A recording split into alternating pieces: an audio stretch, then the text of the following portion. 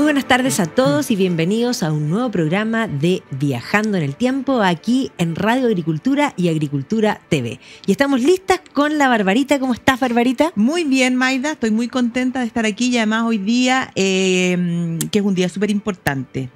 No tenemos que olvidar que estamos en medio de... Sí, ¿tú ya aportaste? Yo aporté antes de venir. Sí, por supuesto. Sí, para mi hija era muy importante ir personalmente al banco, así que ya lo hicimos. Sí, es que además yo encuentro que ir al banco tiene esa cosa más que romántica que le da realismo.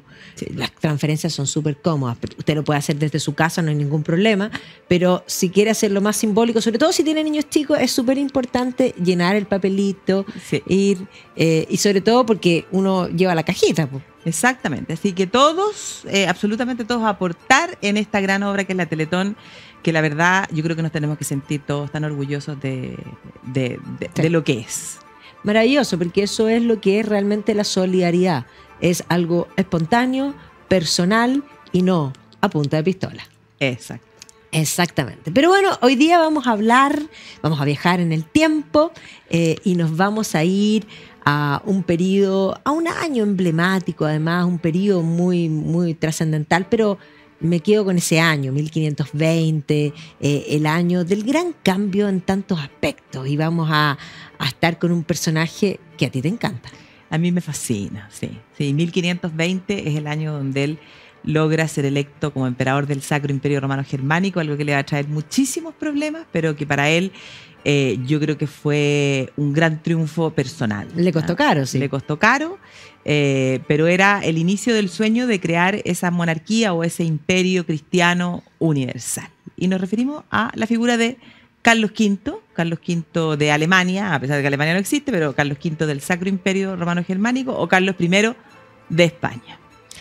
Es una gran figura. La verdad es que uno podría decir que España se consolida como reino unitario con los reyes católicos, pero logra su expansión y su preponderancia precisamente con Carlos I. Claro, y además que hay que pensar que efectivamente los reyes católicos son los que a través de su matrimonio no van a fundir en el fondo las coronas, siguen existiendo los reinos por separado. Pero ya es un primer paso a la creación de lo que nosotros entendemos hoy día como España. Pero en el caso de Carlos V, que es nieto de los reyes católicos, es la primera vez que en el fondo en una persona recaen todas las coronas. Y entonces y más que eso, porque la verdad es que hay que decir que eso, sí, el personaje va a tener... podríamos decir un pedigrí en términos perrísticos, pero llevado a las personas, a abolengo, claro. Realmente impresionante. O sea, los abuelos, la verdad es que sumatoria de títulos, pero además de tierras, porque la verdad es que cuando uno mira, independiente que la frase sea posterior, pero ese imperio donde no se pone el sol, lo va a heredar.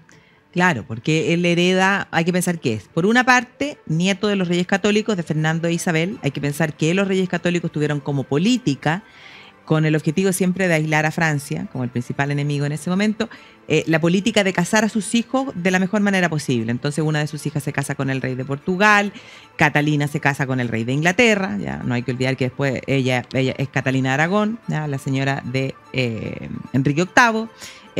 Iban a casar a dos de sus hijos con los hijos del emperador del Sacro Imperio Romano Germánico, que era Maximiliano de Habsburgo, que estaba casado con María de Borgoña. Eso significa que, además del título imperial, por el lado, el fondo paterno, por el lado paterno, Carlos V va a heredar el título imperial, el archiducado de Austria, toda la zona del Tirol, la parte del norte de Italia, por el lado de la abuela paterna, toda la zona de lo que son los Países Bajos en general, claro, y la Borgoña, y por el lado de los abuelos maternos, o sea, de Fernando e Isabel, Castilla, España, Aragón, Navarra, sí, Granada, los dominios... América y los dominios que tenía Fernando en el Mediterráneo. Claro, y ahí hay que pensar que cuando decimos que Navarra, en el fondo, Aragón estaba vinculado a todo lo que es Nápoles, claro, lo que se llama el Reino de Nápoles, las dos Sicilias, Milán era un tema también ahí, el milanesado siempre fue un problema permanente, pero claro, o sea, uno no tiene tanto en vista estas posesiones italianas que también, tú dijiste que Alemania no existía, Italia tampoco. Claro, Claro, no existían como naciones.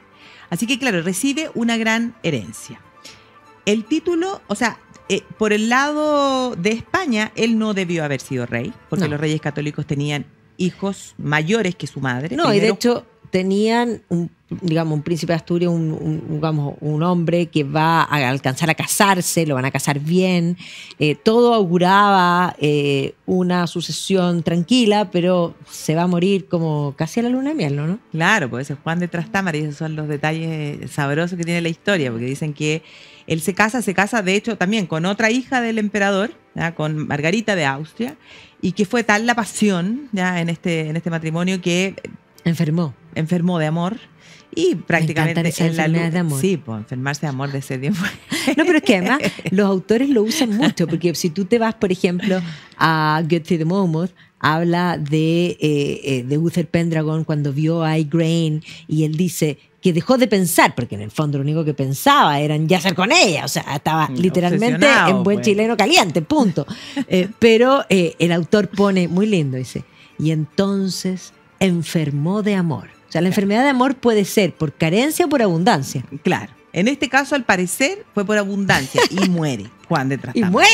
Y muere. Y entonces había muerto también la otra hija que se había casado con el rey de Portugal y habían muerto el hijo de ella.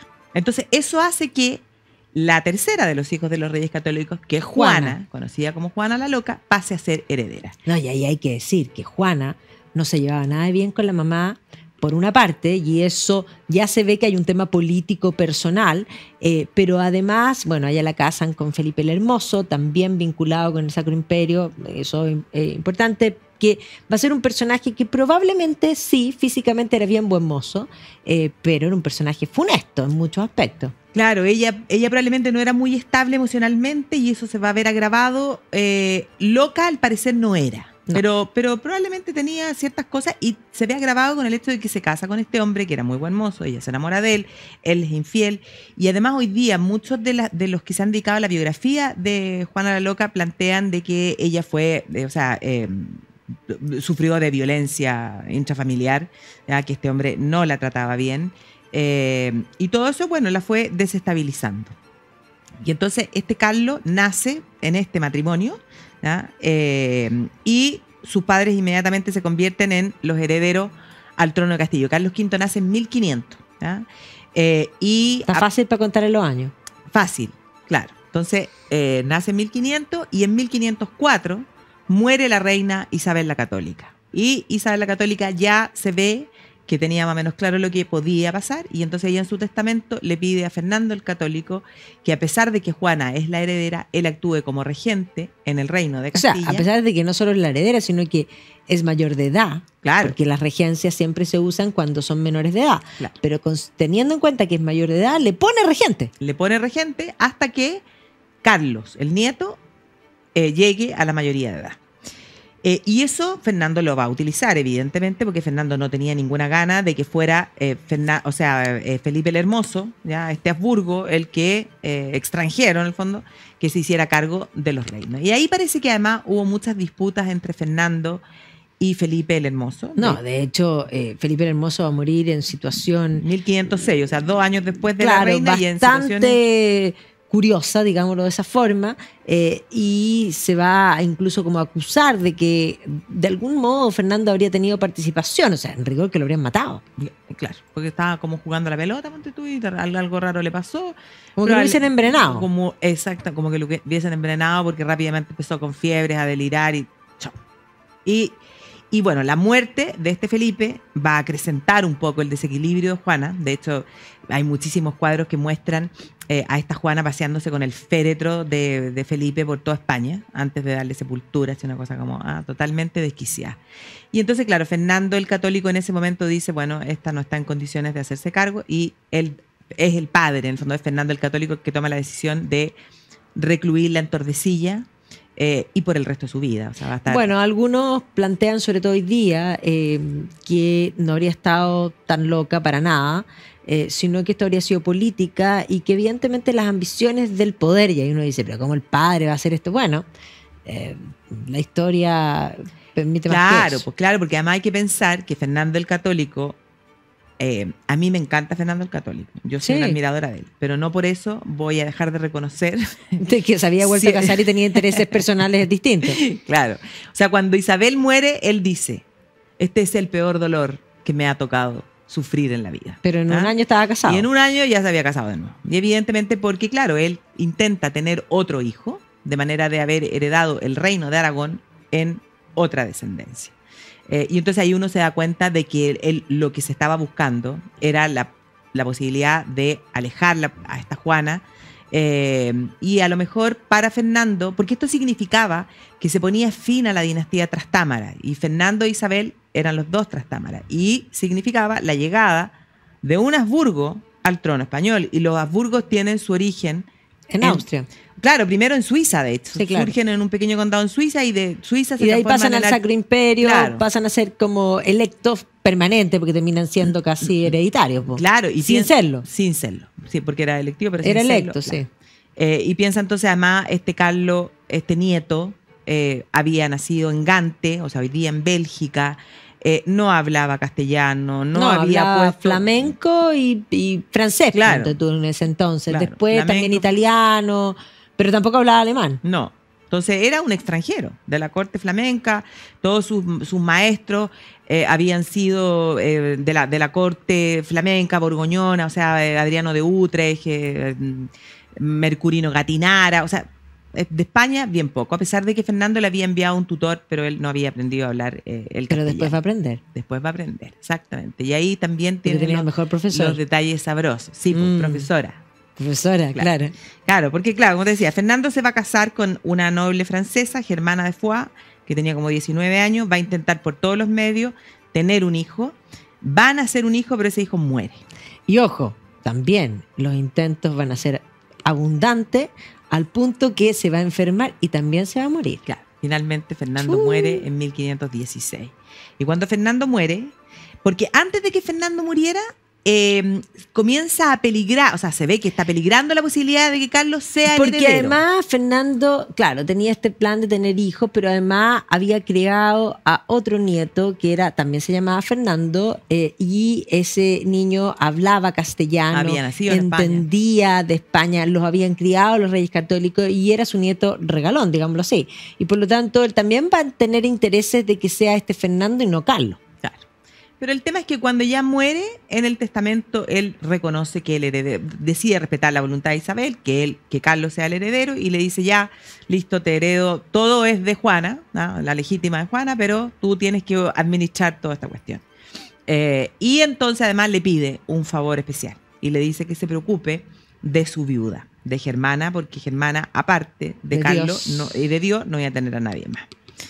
Y entonces, bueno, Carlos se prepara, tenía 16, 17 años, y se prepara para iniciar su viaje para venir a España.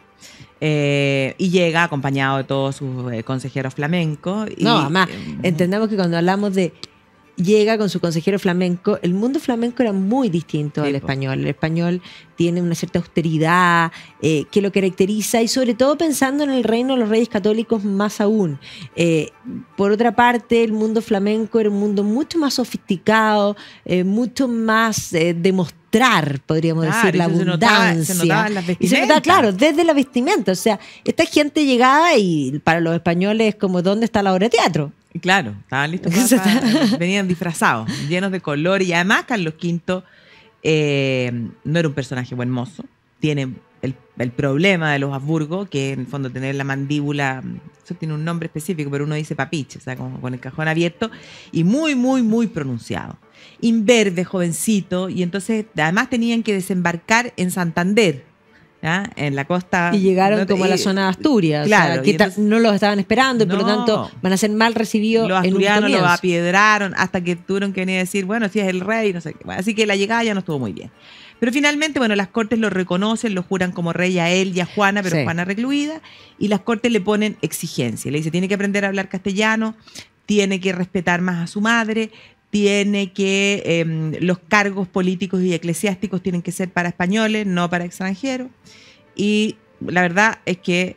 No, y además le dicen que no puede gastar la plata del reino en otros lugares. Exactamente. Entonces, claro, y ahí van a empezar los problemas, porque lo primero va a ser que va a nombrar consejeros flamencos, porque es muy difícil, o sea, ahí ciertamente démosle el punto, o sea, ¿cómo él iba a nombrar consejeros? Los consejeros tienen que ser personas de confianza. Españoles, si ni siquiera hablaba español y no conocía a nadie, o sea, era muy difícil, por lo menos en la primera etapa, de que eso no fuese así. Claro. Por lo tanto, eso tampoco, aunque no lo respeta, va a ser el gran problema, pero rápidamente va a dejar de respetar otras cosas. Claro, va rápidamente. Lo que sí va a cumplir es que va a aprender castellano. Sí. Y va a comenzar a moverse mejor en la corte castellana, y eso gracias a que le cumple la promesa al abuelo. Sí, y cuida a Germana. Va a cuidar muy bien a Germana de Foix. Germana va a ser una mujer muy hábil, que efectivamente le va a dar este espacio de confianza a este niño que llega a correr ajeno, digámoslo así. Y ella le va a enseñar todo lo que son los movimientos de la corte, y además le va a enseñar castellano y le va a enseñar muchas cosas más, porque de hecho Germana va a tener una hija con Carlos V. Claro, va a tener una hija que se llama Isabel. Que se llama Isabel, exactamente, y que claro, se va a poner en duda durante mucho tiempo, pero hoy día se estima que lo es probable, y de hecho ahí me encanta lo que hace, hay una historiadora que plantea un tema genial, porque se encontró hace poco el testamento de Germana, donde dice ella que a la niña, hija del emperador, le deja todas sus joyas. Por lo tanto, ella concluye y dice, era hija del emperador, porque las mujeres con las joyas no bromean. No, pues las mujeres no juegan con las joyas, así que era hija del emperador. Sí, pues ahí hay una relación amorosa, y después él de hecho, de esa relación termina y en la casa.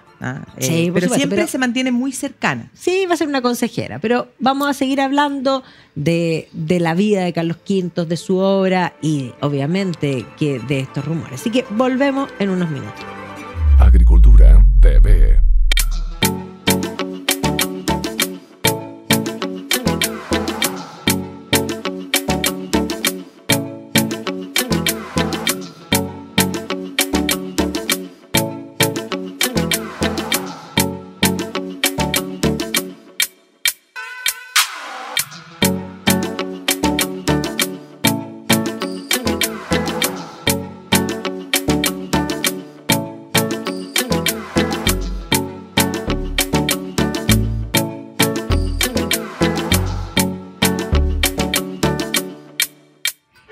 Y estamos de vuelta aquí en Viajando en el Tiempo, hablando de Carlos V, Carlos I de España, Carlos V de Alemania. Todavía es solo Carlos I, ha llegado imberbe a instalarse en el reino de España.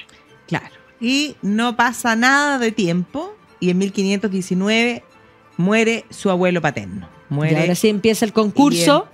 Claro, y aquí la cosa se viene complicada. La competencia por quién se convierte en el emperador del Sacro Imperio Romano Germánico. Digamos claramente que era un cargo electo, y por lo tanto había que presentar las credenciales. Esto es como, y no solo las credenciales, sino que comprar el cargo.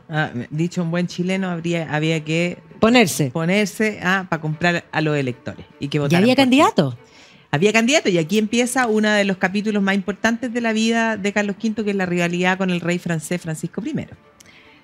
No se van a llevar nada de bien, porque efectivamente Francisco I se va a desvivir por ser el emperador del Sacro Imperio Romano Germánico y va a estar dispuesto a todo. Entendamos que Francisco I era de la casa Valois-Angoulême, una derivación de la casa Valois, que en realidad también termina siendo rey casi por casualidad, después de que se suceden muchas cosas. Su madre se encarga de abrirle el camino. Y evidentemente una madre muy empoderada, que le tocó vivir, digamos, las durezas de haber quedado viuda, que se va a arrimar al rey de Francia, en fin, pero que le va a decir todo el tiempo que es el más lindo y que está destinado a dominar el mundo. Y Francisco I va a ser un personaje interesante, culto, muy culto, con una gran educación, aunque va a ser mucho menos culto que su hermana. Su hermana va a ser mucho más, podríamos decir, ilustrada, y probablemente también más inteligente en ese ámbito, pero van a ser muy cercanos en ese sentido. O sea, un rey culto, interesante, renacentista, si lo podemos pensar, sí, pues amante de las como artes. Que pasa la historia por ser el mejor representante de ese rey renacentista. Claro, se lleva hasta Leonardo a vivir a su corte, construye los Chateaux de la Loire, pensémoslo. Tiene que haber, claro, y además tiene que haber sido un encantador de serpientes. No, sí, además se le conocen múltiples mujeres. Él va a estar, sí, va a tener una mujer, va a estar casado, va a tener sus hijos, pero además va a tener bastantes sucursales, digámoslo así. Va a ser conocido por eso. Y de hecho, es genial porque dentro de las amantes que va a tener Francisco I, él va a ser amante también, sí, y digo también, de María Bolena. María Bolena va a ser amante de Enrique VIII y de Francisco I. Y de hecho Francisco I va a hablar de María Bolena como la prostituta inglesa. O sea, imagínate que para que él la encontrase. Pero, claro, esto es lo que yo encuentro más magnífico de este periodo. Bueno, todos los periodos tienen su encanto, pero es que este periodo, tantas cosas están pasando al mismo tiempo.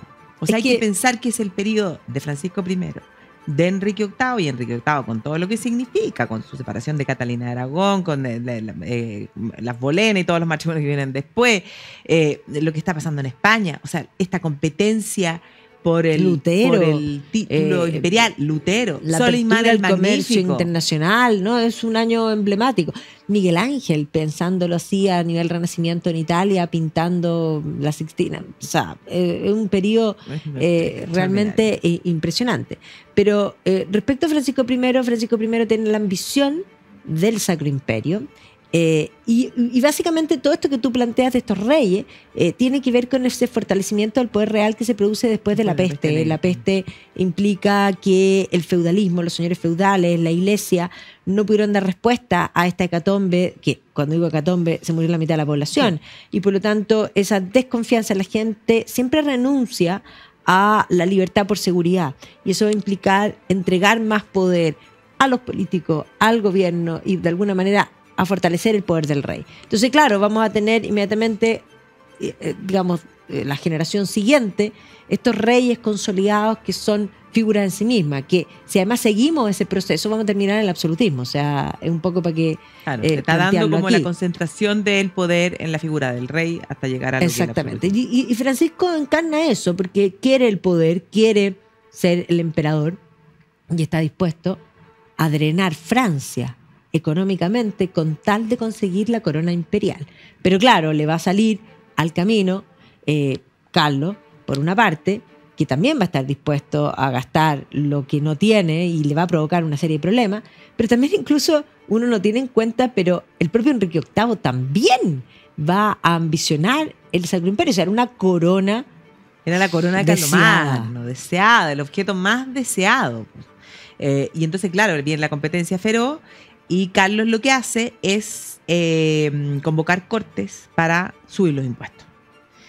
Y bueno, va a conseguir finalmente los 800.000 florines con los cuales va a ganar y va a conseguir el título imperial, pero eso va a tener un coste súper importante porque en España se va a producir lo que se conoce como la revuelta de los comuneros, que van a ser una serie de levantamientos que se van a dar en distintas partes de España. Que parte en Toledo, pero se expande. Claro, en contra, en el fondo, de esta actitud del rey, porque lo habían hecho comprometerse a que no iba a sacar los recursos de España para otra cosa.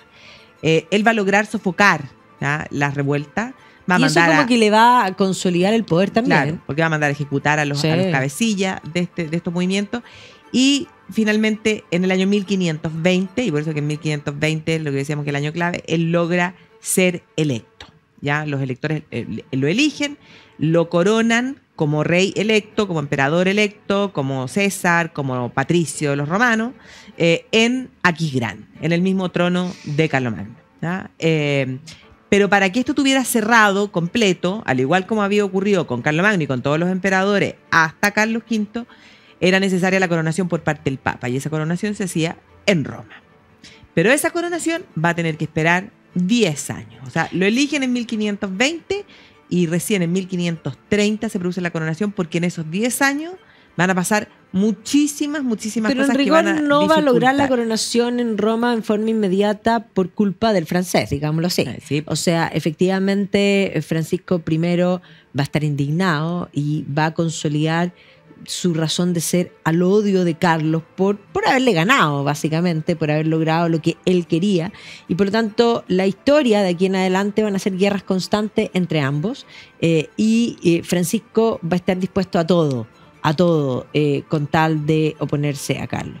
Y claro, aquí hay que decir que cuando digo a todo en política, la política es el arte de cómo conseguir y cómo mantener el poder, ¿ya? Y en ese sentido, cuando uno ve que Maquiavelo escribe, la gente piensa y se escribió la política moderna. No, la política moderna no es eso. La política moderna es la soberanía popular y visiones que van a venir mucho después.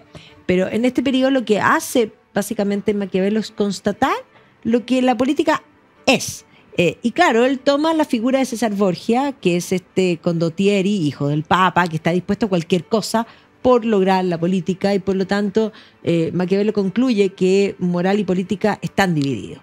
¿Ya? Un buen político no se rige por la moral, sino que por lo que debe hacer, incluso si es inmoral, el fin justifica los medios, para lograr ese fin. Y eso lo vemos en política todo el tiempo. Todo el tiempo. Lo que hace Maquiavelo es constatar una realidad de muchos políticos. Y digámoslo claro, no de todos los políticos. Pero ciertamente la política mata a las buenas personas que están dispuestas a no hacer ciertas cosas porque van más allá.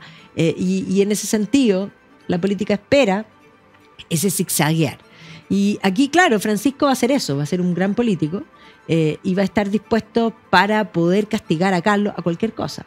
Este es el periodo también de la invasión de los turcos en forma permanente. El turco se convierte en una gran amenaza. El turco es el infiel. Estos son reinos cristianos.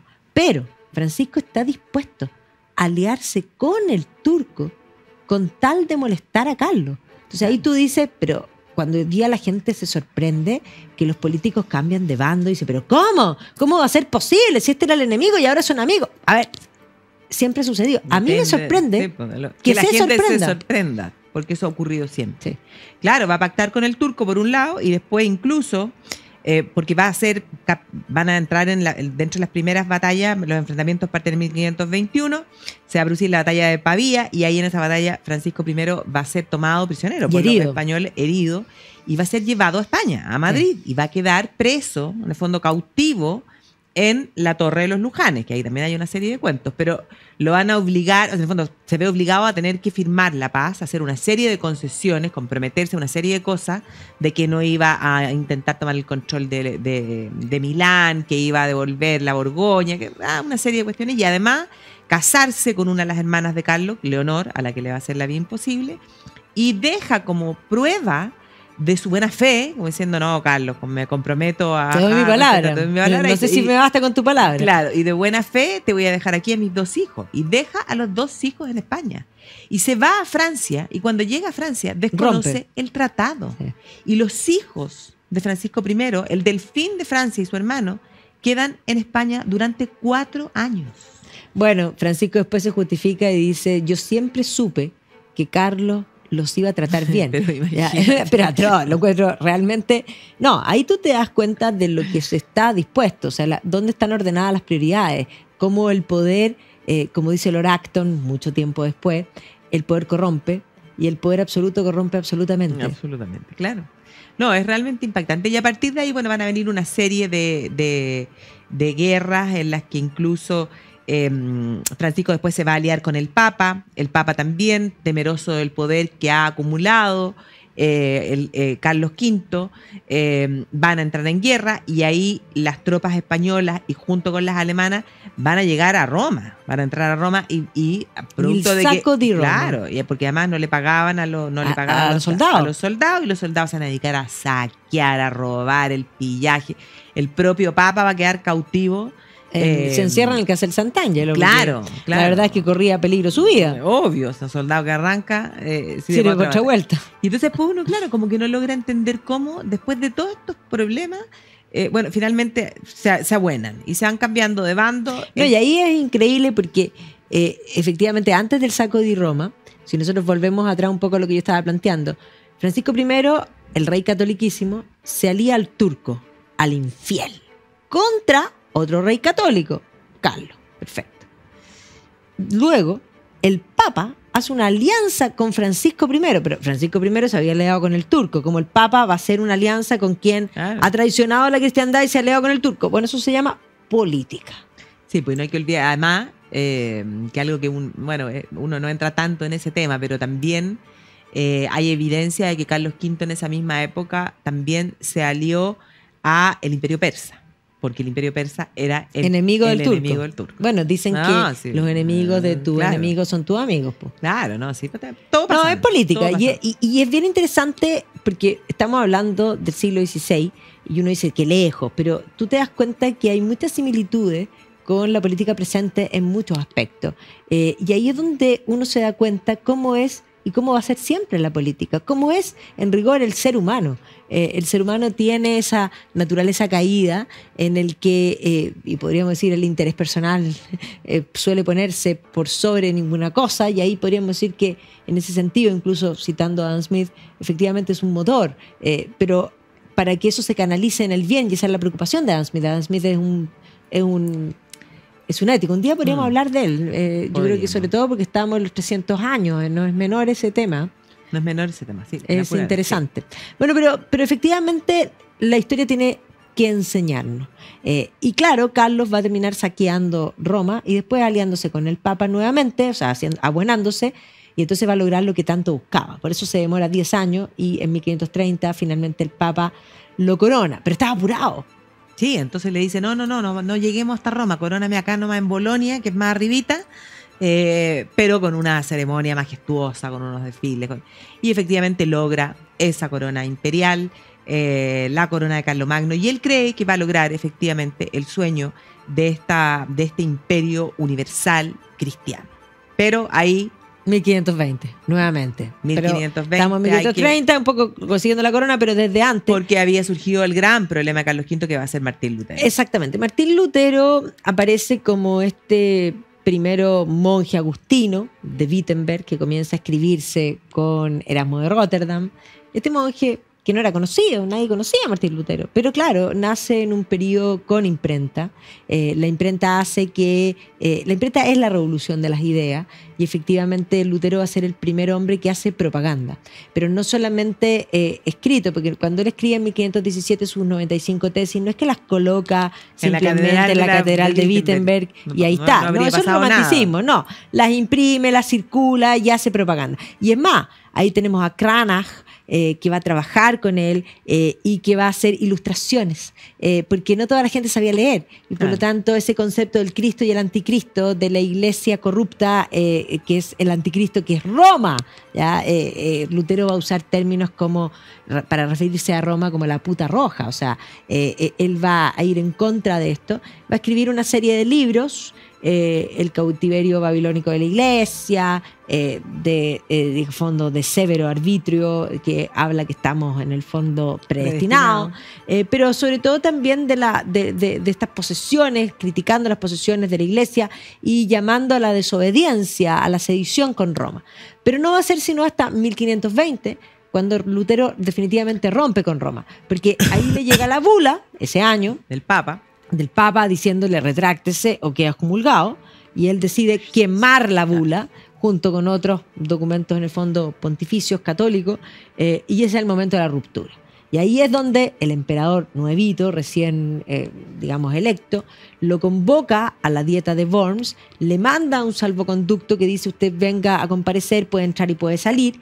Él comparece, le preguntan si esos libros son de él dice que sí, lo llaman a retractarse, él dice que no se va a retractar, y por lo tanto es declarado fuera de la ley, pero el emperador cumple su palabra y lo deja salir. Y ahí el duque de Sajonia lo rapta y lo lleva, en el fondo, a su palacio, en fin. Y se inicia todo este proceso de la reforma que va a recrudecer, porque el año, claro, 1520, el año de la ruptura, el año de la dieta de Worms, pero posteriormente Lutero queda recluido por un tiempo, pero esto se convierte también en una reforma político-social que va a ser el estallido de la guerra a los campesinos. Claro. Lutero después va a salir, pero no va a poder, en el fondo, aplacar esto. Ni el propio Lutero va a poder decir: cálmense.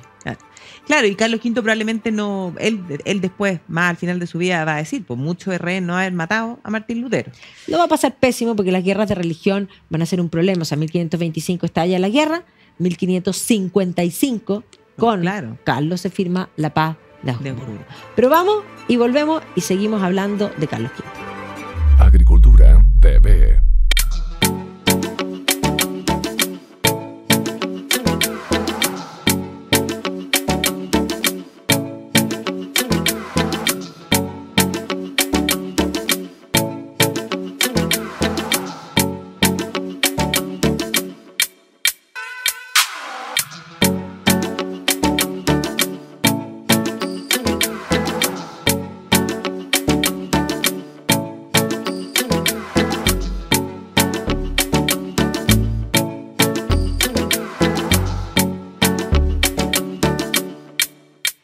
Y estamos de vuelta aquí en Viajando en el Tiempo, hablando de Carlos V, y precisamente estábamos hablando de ese dolor de cabeza en el Sacro Imperio Romano Germánico, que evidentemente es Lutero y es la Reforma. Claro, el Lutero es la Reforma, es el hecho de que la cristiandad se divida, de que a pesar de ciertos éxitos militares finalmente tiene que terminar, reconociendo en el fondo esa libertad que en el fondo cada príncipe podía decidir si era protestante o si se mantenía católico. Y entonces, claro, no pudo frenar esa realidad. Y ese va a ser uno de sus grandes dolores, lo que lo va a mantener ocupado hasta el punto de que Carlos V, este hombre que era poderosísimo, también es un emperador, podríamos decir, como de los primeros universales, y además ya vamos a tratar de referirnos a eso también, cuando empieza en el fondo este mundo mucho más interconectado. Y el propio Carlos va a dar prueba de eso, porque él va a realizar más de 70 viajes durante su reinado. De hecho, va a estar más tiempo fuera que dentro, o sea, claro, porque además en esa época no se viajaba rápido. No, pues no viajaban, no iban business. No, pues y además va a apoyar a Hernando de Magallanes, por lo tanto él va a abrir el comercio internacional de un modo que nunca antes había sido conocido, y de alguna manera va a crear la expansión de ese, podríamos decir, final del mundo, que era el Fisterra, ahí después de Santiago de Compostela, a el Finisterra, claro, que somos nosotros. Claro, es como el inicio, uno podría decir, del mundo globalizado. Yo creo que uno lo puede poner ahí, y hay que recalcar una cosa: apoya a Hernando de Magallanes cuando era un niño imberbe. 1500, o sea, la primera 19. vez. Claro, Hernando de Magallanes sale en 1519. 1518 se produce el primer encuentro cuando este navegante portugués, que se había nacionalizado castellano, le presenta esta idea, este proyecto, es decir, en alguna parte tiene que existir un paso, nuestro estrecho de Magallanes, para poder, en el fondo, llegar hacia el oriente.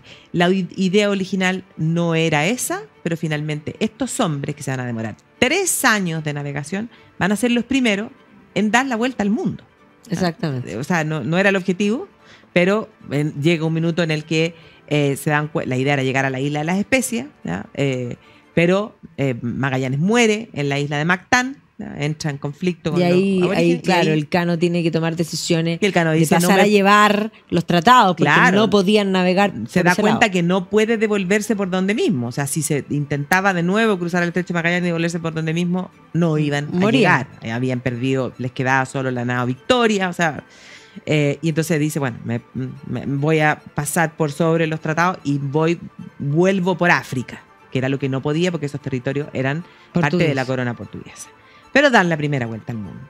Y esto lo apoya un cabro de 17, 18 años, que probablemente cuando el Cano regresa y se quiere entrevistar con él, o sea, probablemente Carlos V tiene que haber dicho, bueno, ¿y quién es este? Porque nunca trató con él, si el Cano iba como parte de la tripulación. Él siempre había hablado con Magallanes, y bueno, entonces ahí el Cano le tiene que decir, no, lo que pasa es que Magallanes murió, yo me hice cargo, y de los 238 que partieron, llegaron 12 hombres, el resto.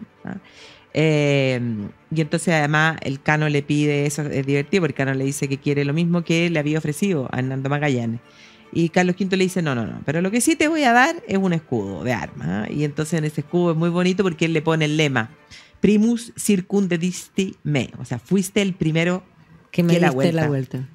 Que la vuelta me diste, y tiene el escudo del Cano, tiene los clavos de olor, la canela, todas las especies. No, sí, muy bonito. Y entonces apoyo eso.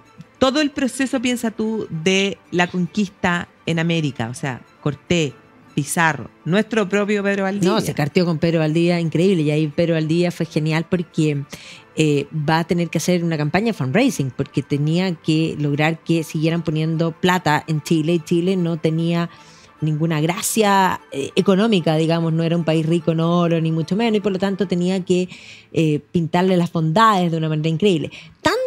Tan bien se las pinta que posteriormente, cuando él va a casar a su hijo con María Tudor, que ella era reina, el príncipe no, lo nombra rey de Chile, claro, que es algo que la gente no lo tiene claro, pero el reino de Chile va a pasar a ser algo importante, por lo que Felipe II va a mandar a un amigo a hacer un informe sobre este reino. Ese amigo era Alonso de Ercilla, y mira lo que escribió. O sea, La Araucana es una de las obras magnas de la literatura castellana, es decir, en la lengua castellana. El propio Cervantes la considera magnífica. Y eso explica también por qué nuestra colonia tiene una particularidad en relación al resto de las colonias latinoamericanas. Éramos un reino importante, éramos el reino de Felipe II. Claro, y eso es algo, nos debiéramos sentir orgullosos de tener la Araucana, debiéramos agradecer todos los días. Así cuando uno se despierta, es una obra magnífica. Gracias porque desperté, gracias porque tenemos. Claro, lo que pasa es que en Chile son muy chaqueteros, y nadie reconoce, nadie sabe de que esto es así, nadie entiende que Cervantes la considera magnífica. Yo siempre digo que si Ercilla hubiese escrito en Argentina, los argentinos dirían que más grande que Cervantes es Ercilla. Pero aquí no, pues aquí es como de ningunear y a todo el que le vaya bien. O sea, en Chile nadie salsa a la Rebeca Mate, no. Los grandes logros. ¿Tú sabías, ponte tú, que en la historia de la aviación mundial hay 2 chilenos? Del inicio, o sea, del origen. Pero ahí nadie los menciona, nadie tiene idea de nada, la historia no tiene valor, es un tema que a mí me impresiona. Tenemos esa mirada tan pequeña que hablamos en pequeño. En Chile siempre quiere un cafecito, un ratito, claro, todo en chiquitito. Y lamentablemente eso es lo que se manifiesta en lo que se expresa finalmente políticamente en nuestro país. Nuestro país va a ser siempre chiquitito, y siempre pequeñito, y siempre lo vamos a hacer malito al final. Así es, así por lo menos se ve que las cosas van en ese rumbo. Pero claro, este periodo, un periodo de verdad el que debiéramos sentirnos bastante orgullosos. Bueno, pero cuéntame de su historia amorosa, porque la verdad se nos va a caer el tiempo y no vamos a poder hablar. La gente es lo más importante.